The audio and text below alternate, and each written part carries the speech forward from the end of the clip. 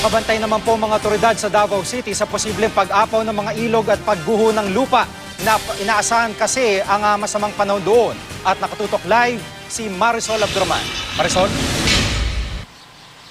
Jiggy, dahil sa inaasahang pagbuhos nga ng ulan sa mga susunod na araw, itinaas na nga sa Alert Level 2 ng Davao City Risk Reduction and Management Office ang kanilang alert status.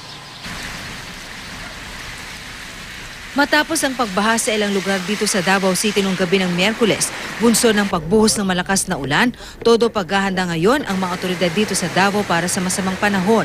Kagabi, bagamat mahina lang, muling inulan ang ilang lugar sa lungsod.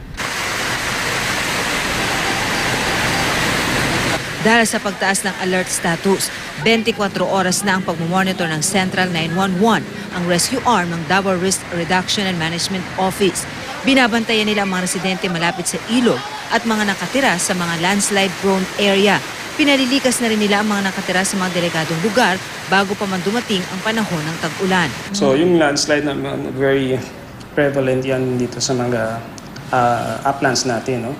Nakahanda na rin ang mga sasakyan at ilang kagamitang pang-rescue at naka-alerto na ang Urban Search and Rescue Team. Yung equipment natin, kailangan na for the condition, the most probable situation or event na mahitabo, nandun na siya ready.